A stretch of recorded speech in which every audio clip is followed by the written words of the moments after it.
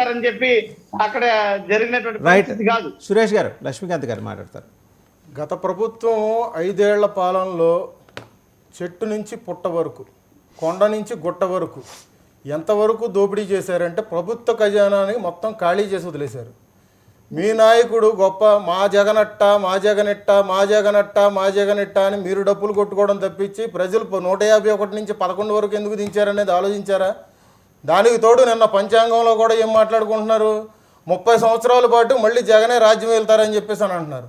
మేము వాస్తవంగా పవన్ కళ్యాణ్ గారు చెప్పిన మాట 15 ఏళ్ల పాటు చంద్రబాబు నాయుడు గారు లాంటి వ్యక్తి ఉండాలని చెప్పేసి అన్నమాట వాస్తవమే.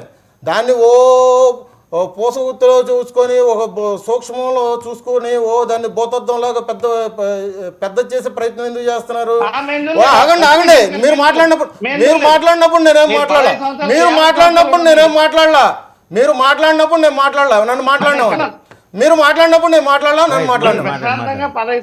అయితే ఇక్కడ మొత్తం గాడి పట్టేసి మొత్తం సందిగ్ధంలో రాష్ట్రాన్ని తోసిన తర్వాత ఒక విజనరీ ఉన్న నాయకుడు కావాలి అని చంద్రబాబు నాయుడు గారితో ప్రజల పక్షాన మంచి చేయాలన్న ఉద్దేశంతో పవన్ కళ్యాణ్ గారు ఆయనతో పాటు ప్రయాణం చేస్తా ఇవాళ రోజున కూటమి ఏర్పాటు కావడానికి కూడా ఫస్ట్ మెట్టేసింది కూడా జగన్మోహన్ రెడ్డి అరాచకాలే, జగన్మోహన్ రెడ్డి చేసిన దౌర్జన్యాలే, జగన్మోహన్ రెడ్డి చేస్తున్న దోపిడీలే. ఇవన్నీ గుర్తుపెట్టుకొని వాళ్ళ రోజున కూటమి ఒకటిగా వెళ్ళడానికి కారణం కూడా జగన్మోహన్ రెడ్డి. దీన్ని మీరు ఉద్దేశ ప్రకారంగా చూడుకోసుకోకుండా మేమేదో చెవులు కోసుకొని చెవు కోసిన మేకల్లాగా మీరు అడగడం కరెక్ట్ కాదు. ఏ విధంగా మాట్లాడతారు? జెండా కూలీలని ఏ విధంగా మాట్లాడుతున్నాం? ఇందాక జెండా కూలీలా ఎవరు చెప్పారు నీకు? మీరు ఇందాక అన్నారు, ఆ ఓడు మీరు మాట్లాడారు ఇందాక. నేను మీరు సురేష్ గారు, నేను ప్రతి పాయింట్ ఇక్కడ నోట్ చేసుకున్నా. మీరు మీ వాక్యలు వెనక తీసుకోవాలి. మీరు జెండా కూలీలనే మాట మీరు మాట్లాడారు. ఫస్ట్ ఆఫ్ ఆల్ నేను చెప్పింది పూర్తిగా వినండి. మీరు ఇక్కడ ప్యానల్ ఎంతమంది ఉన్నారు? కలిసి ముందుకెళ్దామనే ఉద్దేశంతో ఇవాళ రోజున కూటమికి ఫస్ట్ స్టెప్ వేసింది జగన్మోహన్ రెడ్డి. దానికి నేను చెప్తున్నా, నువ్వు ఇందాక ఫస్ట్ నువ్వు జెండా కూలీలనే మాట అయితే నువ్వు మాట్లాడావు. నువ్వు సైలెంట్గా ఉండు. నువ్వు ఆ మాట మాట్లాడేసి ఆ వర్డ్ నీ నోట్ ఒకటి వచ్చింది. నేను అందుకనే నేను ఇప్పుడు ఎంత గట్టిగా మాట్లాడుతున్నా, లేకపోతే నీకు సానుకూలంగా నేను సమాధానం చెప్పేవాడిని. నేను పూర్తిగా మాట్లాడింది. నువ్వు అక్కడితో స్టాప్ అయిపో.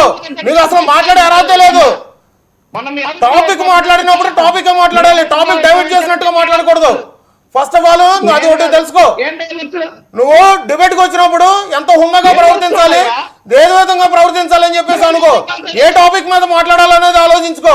అంతేగాని జెండా కూలీలు నిస్తారాజ్యం ఏంటి? జెండా కూలీలు వైఎస్ రాజశేఖర రెడ్డి ఉన్నప్పుడు ఏ జెండా పట్టుకోకుండా మీరు గెలిచారా? ఏం మాట్లాడుతున్నావు నువ్వు? నువ్వు మాట్లాడే అర్హత కోల్పోయావు. నువ్వు సైలెంట్. నువ్వు అక్కడితో ఆపే. నువ్వు అసలు అంతకు మించి నీకు మాట్లాడే ఛాన్స్ లేదు. నీకు అంతకు మించి మాట్లాడే ఛాన్స్ లేదు. చెప్తున్నాగా, కూటమి ఏర్పడడానికి కారణం మీ దౌర్జన్యాలు, అరాచకాలే. చెప్తున్నా కదా, ఇవాళ రోజున మేము దమ్ముగానే నిలబడి మేము మాట్లాడుతున్నాం అంటే అదే. ఇవాళ రోజున మీ లెక్కలన్నీ బయటకు వస్తున్నాయి. కాకాను గోవర్ధన్ రెడ్డి కానీ, లేకపోతే లెక్కల స్కాములు కానీ ఇట్లాంటివి ఒకటి బయటపడుతున్నాయి. నువ్వు అట్లాంటప్పుడు మాట్లాడకూడదు. మా నాయకుడు సుత్తపోసన్నట్టుగా నువ్వు ప్రవర్తించకూడదు. మా నాయకుడు స్వాతంత్ర్యం కబుర్లు చెప్పకూడదు. ఇక్కడ జెండా కూలీలని మాట్లాడతావేంటి? జెండా కూలీలని నువ్వు ఏ విధంగా మాట్లాడతావు? ఆ ఓడి ఏ విధంగా తీసుకున్నావు నువ్వు? ఆ ఓడి ఏ విధంగా? రైట్, లక్ష్మీకాంత్ గారు. ఓకే, వేరే సబ్జెక్ట్ కూడా ఉంది మీకు. ఓకే అండి. సురేష్ గారు ఓకే, మళ్ళీ వస్తాం మీ దగ్గరికి. సురేష్ గారు ఓకే. లక్ష్మీకాంత్ గారు మీరు ఆగండి. సురేష్ గారు ఓకే. లక్ష్మీకాంత్ గారు, I have a question for you. మీరు ఎజెండా పెట్టుకొని వదిలేసిన దాన్ని భుజాన వేసుకుని బీజేపీ నాయకురాలు నిన్న డీజీపీ దగ్గరికి వెళ్ళి కలిశారు. సాదినేని యామిని శర్మ గారు. ఆవిడేమన్నారు, పవన్ బాధ్యతను నెరవేర్చడం అంటే వైసీపీ హయాంలో 30,000 మంది మహిళలు ట్రాఫికింగ్ జరిగిందని ఆరోపణలు చేశారు డిప్యూటీ సీఎం ఉప ముఖ్యమంత్రి గారు, అంతకుముందు జనసేన అధిపతిగా. అధికారంలోకి వచ్చిన దగ్గర నుంచి ఈ మిస్ అయిన మహిళలు ట్రేస్ చేసి తీసుకొచ్చే ఊసే ఎత్తలేదు. ఈ రోజు ఏంటి బీజేపీ మహిళా నేత యామిని శర్మ గారు డీజీపీ గారిని కలిసి మిస్ అయిన మహిళలను కనిపెట్టి వెనక్కి తీసుకురావాలని విజ్ఞప్తి చేశారు. మర్చిపోయారు 9 నెలల వ్యవధిలో మిస్ అయిన వాళ్ళ గురించి. దాని గురించి మేము ఆల్రెడీ ఆవిడ కలిసి